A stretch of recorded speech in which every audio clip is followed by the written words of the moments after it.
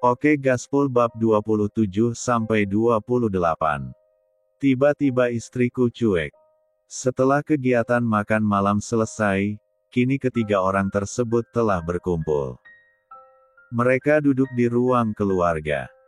Tampak Dewa duduk di sofa single, dengan tatapan tajamnya, hendak menginterogasi kedua wanita yang juga duduk di sofa dengan berdampingan. Dewi terlihat santai walaupun sedikit takut, sedangkan Feli tampak bingung dan tidak mengerti. Suasana di ruangan itu tampak sunyi, tidak ada satupun yang mengeluarkan suara. Kala melihat tatapan tajam Dewa, yang seakan hendak memakannya hidup-hidup. Sepertinya aku ada sesuatu yang harus aku kerjakan. Aku permisi dulu. Feli hendak bangkit dari duduknya. Daripada dia berada di posisi kebingungan, lebih baik dia melarikan diri saja. Lagian kenapa juga dirinya harus diinterogasi, sedangkan dirinya tidak merasa berbuat salah. Tidak usah beralasan, duduk. Tegas Dewa, mengerti jika istrinya sedang berbohong. Tapi, Mas, aku bilang duduk. Titahnya tidak mau dibantah. Dengan sangat terpaksa Feli kembali duduk di tempatnya. Sedangkan Dewi hanya menatap dengan diam, drama di depannya. Terlihat hubungan mereka sedikit ada kemajuan, sepertinya kakaknya itu sudah mulai menerima Feli sebagai istri, begitulah pikirnya. Kemudian Dewa menatap tajam ke arah adiknya itu, yang sejak tadi diam dan terlihat santai. Dewi, kali ini kau benar-benar keterlaluan. Ucapnya tegas, dia sudah diberitahu oleh mamanya, semua kelakuan Dewi semenjak dia berkuliah. Mama Arumi sengaja menitipkan Dewi kepada Dewa, dengan harapan Dewi bisa berubah menjadi lebih baik. Dewi seringkali bolos kuliah hanya untuk main tidak jelas dengan teman-temannya, keluar masuk klub malam, bahkan dia sering tidak pulang, saat mama dan papanya keluar kota mengurus pekerjaan. Mengetahui itu membuat Mama Arumi marah, sehingga menghukum Dewi dengan mengungsikannya ke rumah Dewa. Karena Mama Arumi tahu, Dewi takut dengan kakaknya itu. Dan salah satu alasannya Dewi dipindah ke Jakarta, untuk memisahkan Dewi dengan teman-teman nakalnya yang ada di Bandung. Awalnya Dewi tidak seperti itu, walaupun dia sedikit nakal. Tapi semenjak kuliah dan bergaul dengan berbagai jenis manusia membuat Dewi makin menjadi-jadi, setiap hari memakai pakaian yang terbuka. Maksud Kak Dewa? Tanya Dewi tak mengerti. Apa kau pikir? Aku tidak tahu. Alasan mama dan papa memindahkanmu ke sini.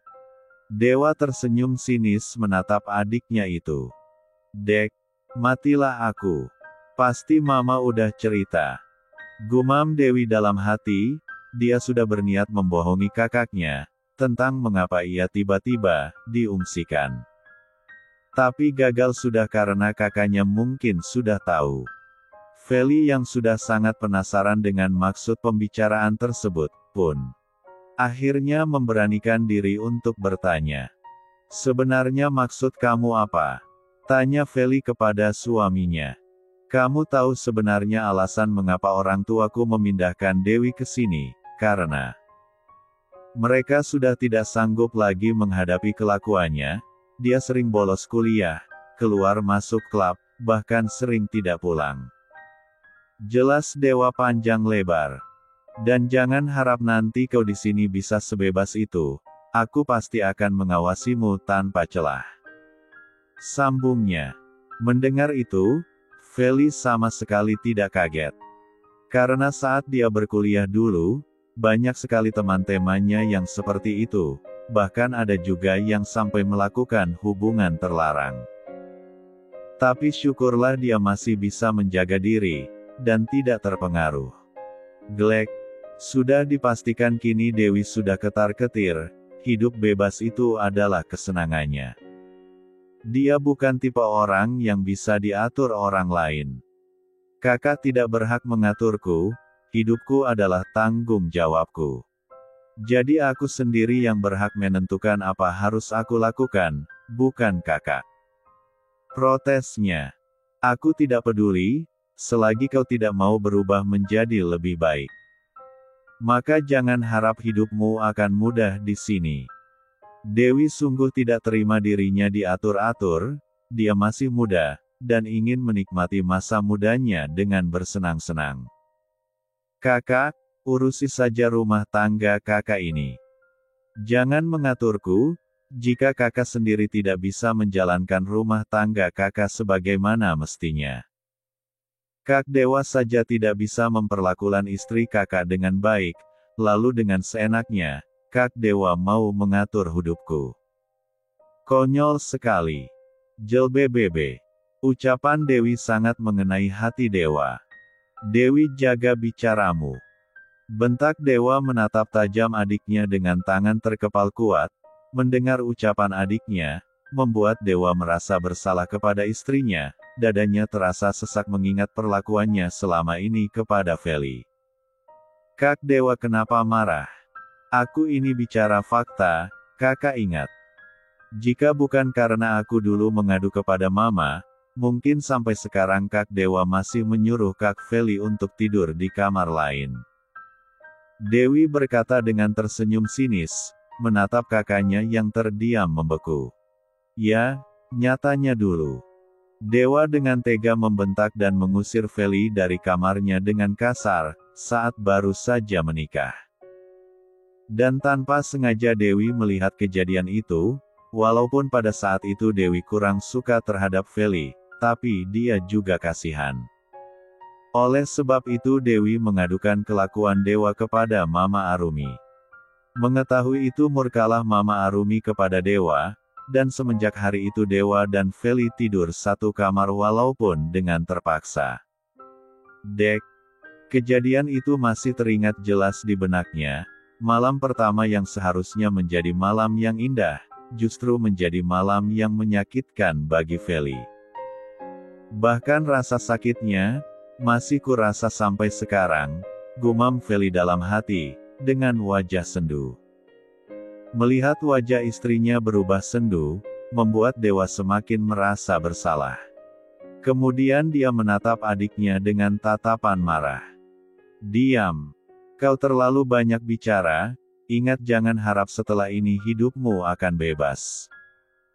Kau tidak berhak membantah, atau kau terima sendiri konsekuensinya, menurut atau menjadi gelandanga. Tapi Kak. Ingin protes tapi Dewa lebih dulu bangkit. Dewa sudah enggan meneruskan pertengkarannya dengan sang adik, dia lebih memilih pergi dari sana. Dengan menarik Feli untuk ikut dengannya, menuju kamar. Sekarang dia ingin bicara dari hati ke hati dengan istrinya, yang mungkin sudah dicintainya itu, tapi ingat Dewa masih gengsi untuk mengakuinya, Dewa tidak mau membuang-buang waktu lagi. Dia takut terlambat dan Felisa meninggalkannya. Bab 28. Sedangkan Feli, yang secara tiba-tiba ditarik Dewa pun hanya pasrah. Tidak berani membantah, ketika melihat raut wajah Dewa yang terlihat dingin. Dewa menarik Feli menuju kamar mereka berdua, lalu mengunci pintu kamar tersebut setelah sampai. Feli hanya diam saja melihat apa yang dilakukan suaminya itu. Sejenak Dewa terdiam sambil menatap intens Feli. Setelah dia pikir-pikir, mendiamkan Feli bukanlah hal yang baik.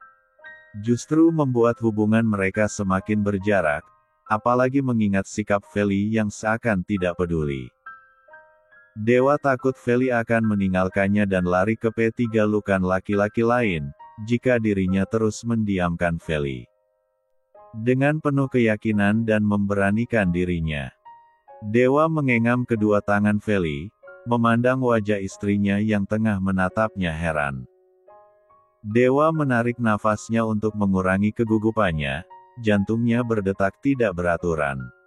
Feli, aku ingin menjalankan hubungan kita dengan serius. To the point-nya, Dewa berkata dengan serius dan bersungguh-sungguh, menatap dalam Feli. Dek.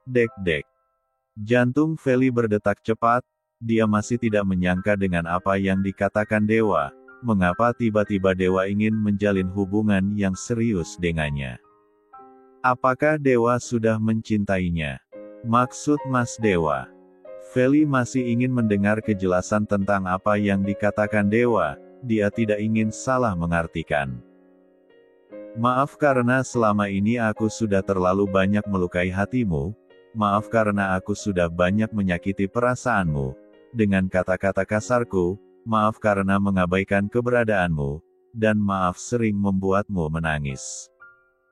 Mata dewa berkaca-kaca saat mengatakannya, mungkin maaf saja tidak cukup untuk menebus kesalahan yang telah ia perbuat.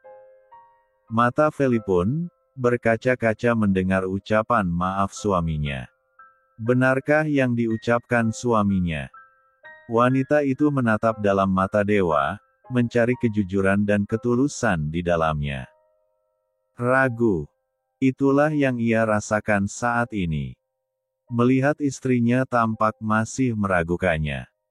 Lantas tangan dewa kini berpindah, membelai kedua pipi Feli dengan lembut, mengecup dalam kening Feli. Feli, aku mohon maafkan aku.